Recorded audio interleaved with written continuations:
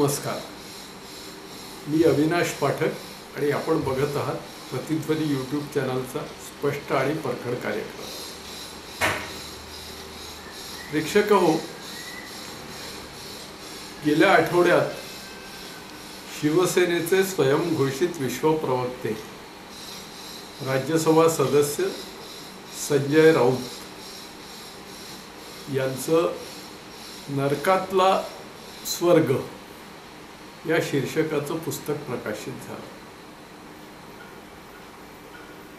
त्याचं प्रकाशन होण्याआधीच गेल्या आठवड्यात त्यात काय काय कंटेंट्स आहेत आणि कोणाकोणावर काय काय आरोप केले आहेत हे सांगायला राऊतांनी माध्यमांसमोर सगळे एक एक गुपित उघड करायला सुरुवात केली. नंतर त्याचं रितसर प्रकाशनही झालं. त्याला जावेद अख्तर, शरद पवार, उद्धव ठाकरे असे सर्व मान्यवर उपस्थित होते.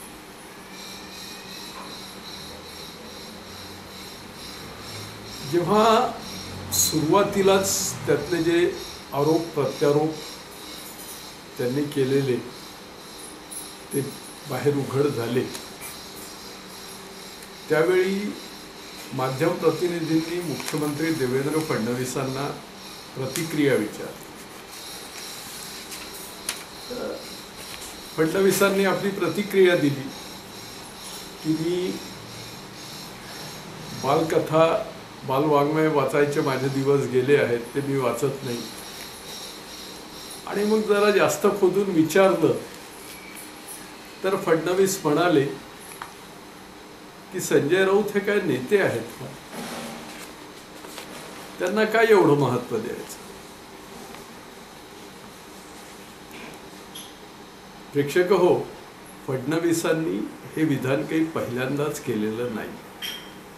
आणि हे विधान फक्त फडणवीसच काय तर इतर अनेक जण करत आहेत की संजय राऊत हे खरोखरी नेते आहेत का? अनेक नेते किंवा राजकीय विश्लेषकच हे विधान करतात असं नाही, तर सामान्य माणूस सुद्धा कुठेतरी विचारतोय की अरे, हा माणूस खरोखरी नेता आहे का? हा प्रश्न पडावा याला कारणही तशीच आहे. साधारणपणे नेता म्हणजे कसा, तर ज्याला जनाधार आहे, ज्याच्या मागे लोक आहेत, अशाला आपण नेता म्हणू शकतो. ज्याच्या मागे 4 लोक आहेत तो त्या 4 लोकांचा नेता असतो. पण यांच्या मागे असे कोण आहे? तुम्ही म्हणाल शिवसैनिक आहेत. शिवसैनिक जे आहेत ते बाळासाहेबांचे शिवसैनिक आहेत आणि ते आज उद्धव पंतांच्या मागे आहे, आदित्यच्या मागे आहे. यांच्या मागे काही आहेत असं वाटत नाही. साधारणपणे नेता जो असतो तो 10 लोकांना घेऊन चालत असतो. त्याच्याकडे सर्व प्रकारचे लोक हक्कानी येतात. लोकांच्या तो समस्या सोडवतो, लोकांचं तो नेतृत्व करतो. आणि उद्या समजा जर तो नेता एखाद्या निवडणुकीला उभा राहायचं म्हटलं तर लोक डोळे झाकून त्याला मतं देतात. तेव्हाच तो नेता होतो. मला आठवतं नितीन गडकरी हे आधी विधान परिषद सदस्य झाले, पदवीधर मतदारसंघातून निवडून येऊन. आणि त्यावेळी ते हळूहळू नेता म्हणून पुढे वाढायला लागले. राज्य शासनात ते आधी सार्वजनिक बांधकाम मंत्री झाले, त्यानंतर विधान परिषदेचे विरोधी पक्षनेते झाले. मग भारतीय जनता पक्षाचे ते महाराष्ट्र प्रदेश अध्यक्ष झाले आणि नंतर राष्ट्रीय अध्यक्ष सुद्धा झाले. तोवर म्हणजे 2008 पर्यंत ते पदवीधर मतदारसंघातूनच निवडून येत होते. त्यामुळे त्यांच्यावर एक आरोप होत होता की तुम्ही काही लोकनेते नाही. राष्ट्रीय अध्यक्ष झाल्यानंतर त्यांनी सांगितलं होतं की मी आता लोकांमधून लढणार. आणि जरी गडकरी कुठून निवडून येत नसले, ते फक्त पदवीधर मतदारसंघातून निवडून येत असले, तरीही ते नेता म्हणून एस्टॅब्लिश झाले होते. ते प्रत्येक निवडणुकीत गावागावात जाऊन सभा घेत होते. त्यांच्या सभांना लोक येत होते आणि लोक त्यांच्या शब्दावर विश्वास ठेवत होते. मला आठवते न्यूज 18 लोकमत किंवा झी 24 तास या वृत्तवाहिनीचे त्यावेळी संपादक होते निखिल वागळे. निखिल वागळेंनी गडकरींना एका चर्चेत याच मुद्द्यावर टोकलं होतं की तुम्ही कुठे लोकनेते आहात. तसं असेल तर तुम्ही एखादी साधी निवडणूक लढवून दाखवा आणि निवडून या. कारण तुम्ही यापूर्वी कधी साधे नगरसेवक म्हणून सुद्धा निवडून आलेले नाहीये. तुम्ही एकदाच विधानसभेसाठी उभे होतात आणि तुम्ही पराभूत झाला होतात. तेव्हा गडकरींनी सांगितलं होतं ठीक आहे, पुढची निवडणूक मी लढीन आणि तुम्हाला निवडून येऊन दाखवेन. 2014च्या लोकसभा निवडणुकीत गडकरी उभे राहिले आणि ते जवळजवळ 1.5-2 लाखाच्या मताधिक्याने विजयी झाले होते. ज्या दिवशी गडकरींचा निकाल जाहीर झाला त्या दिवशी गडकरी आणि निखिल वागळे यांचा झालेला संवाद माध्यमांनी प्रसारित केला होता. गडकरी म्हणाले होते की बघा वागळे, मी माझं चॅलेंज पूर्ण केलं, मी लोकांमधून निवडून येऊन दाखवलं, मी लोकनेता आहे. जसं गडकरींनी निवडून येऊन दाखवलं तसं संजय राऊतांनी आजवर त्यांना मला वाटते अनेकांनी हे चॅलेंज दिलं असावं की तुम्ही राहता त्या भांडूप वॉर्डातून नगरसेवक म्हणून तरी निवडून येऊन दाखवा. पण ते कधीही कोणत्याही निवडणुकीला उभे राहिले नाहीये. ते विधानसभेतून जे पाठवले जातात, विधानसभा सदस्य जे निवडून देतात, जिथे पक्षाचा व्हीप असतो की याच उमेदवाराला मतं द्या, त्यांच्याच माध्यमातून ते राज्यसभेत जात आलेले आहेत. काहीतरी मला वाटते 2002 पासून वगैरे ते राज्यसभा सदस्य आहेत. पण तेव्हापासून ते दरवेळी असेच निवडून गेलेले आहेत. आता 2022 मध्ये ते शेवटले निवडून आले होते. 2028 पर्यंत त्यांची टर्म आहे. एरवी ते कधीच कोणत्याच निवडणुकीत निवडून आलेले नाही. शेवटी हे संजय राऊत आधी कोण होते? आधी इतर 1-2 वर्तमानपत्रात ते साधे पत्रकार होते. त्यांनी बाळासाहेब ठाकरेंची एक चांगली मुलाखत घेतली. बाळासाहेबांना हे संपादक म्हणून रुचले आणि मग बाळासाहेबांनी यांना सामनामध्ये, आधी मला वाटतं मार्मिकमध्ये आणि मग सामनामध्ये संपादक म्हणून बोलावलं.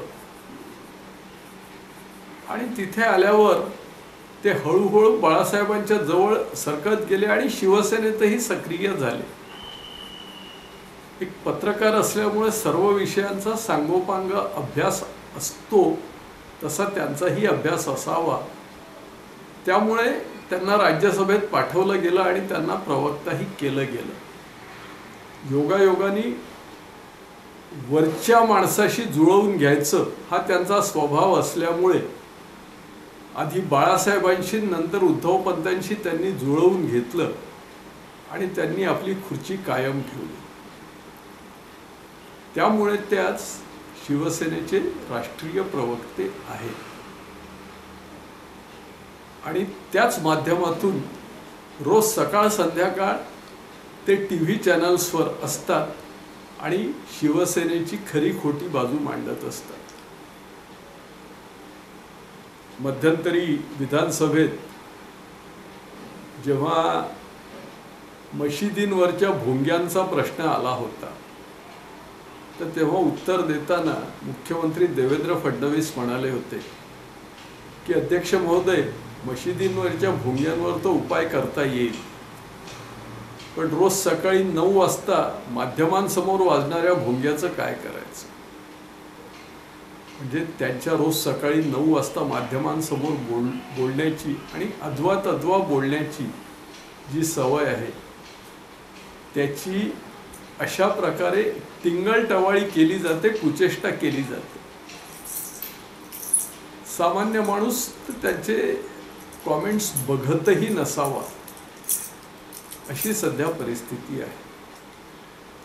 मात्र ते मीच शिवसेनेचा सर्वेसर्व आहे आणि आता फक्त शिवसेनेचाच नाही तर राष्ट्रवादी काँग्रेसचा सुद्धा मीच सर्वेसर्व आहे अशा थाटात वावरत असतात. पण प्रत्यक्षात मात्र त्यांना जनाधार कितपत आहे याबद्दल प्रत्येकाच्या मनात शंका आहे. म्हणूनच मला वाटते की आता यानंतर उद्धव पंतांनी त्यांना संधी द्यावी. लवकरच स्थानिक स्वराज्य संस्थांच्या निवडणुका येऊ घातल्या आहेत. त्यांना नाही काही तर गेला बाजार कुठून तरी एखाद्या ग्रामपंचायतीतून तरी उभं करावं आणि आधी पंच आणि नंतर सरपंच म्हणून निवडून आणावं, किंवा ते राहतात त्या भांडूपमधून त्यांना नगरसेवक म्हणून तरी निवडून आणावं. कारण आता शिवसेना महापालिकेत मुंबईत सत्तेत येईल की नाही याबाबत वेगवेगळी मतं व्यक्त होत आहेत, त्यामुळे ते महापौर होण्याचे चान्सेस नाहीत. पण किमान पक्षी नगरसेवक तरी त्यांना करावं. आणि संजय राऊतांनी सुद्धा हे चॅलेंज स्वीकारावं की हो, मला जनाधार आहे, मी कुठूनही निवडणुकीला उभा राहिलो तर मी निवडून येऊ शकतो. जसं नितीन गडकरी कुठूनही उभे राहिले तर ते निवडून येऊ शकतात अशी परिस्थिती आहे. देवेंद्र फडणवीस कुठूनही उभे राहिले तर ते निवडून येऊ शकतात अशी परिस्थिती आहे. दस्तूर खुद्द शरद पवार ते सुद्धा कुठूनही उभे राहिले तर आजही निवडून येण्याची आणि लोकांना निवडून आणण्याची त्यांची क्षमता आहे. हे शरद पवारांनी इतक्या वर्षाच्या त्यांच्या राजकारणात सिद्ध केलं आहे. मला आठवते 1991 मध्ये पवार मुख्यमंत्री होते, त्यावेळी ते केंद्रात गेले संरक्षण मंत्री म्हणून, आणि केंद्रात गेल्यानंतर त्यांना लोकसभेत किंवा राज्यसभेत निवडून जाणं गरजेचं होतं मंत्रिपद घेतल्यावर. त्यावेळी असं वाटत होतं की पवार आता राज्यसभेत जातील, पण पवारांनी तसं केलं नाही. अजित पवारांनी आपल्या खासदारकीचा राजीनामा दिला आणि त्यांच्या जागी शरद पवार तिथे लोकसभेसाठी उभे राहिले आणि निवडून आले. प्रचंड मताधिक्याने ते निवडून आले. याचाच अर्थ पवारांना जनाधार आहे हे त्यांनी सिद्ध केलं. बाळासाहेब ठाकरे ते कधीही कोणत्याही निवडणुकीला उभे राहिले नाही, पण कुठेही गेले की त्यांच्या सभांना लाखोंची गर्दी जमायची. त्याला कारण त्यांना असलेला जनाधार हे होता. तसं संजय राऊतांच्या बाबतीत असेल असं मला तरी वाटत नाही. जो काही आधार आहे तो शिवसेनेच्या नावावर आहे. संजय राऊतांचा स्वतःचा जनाधार असा काहीही नाही.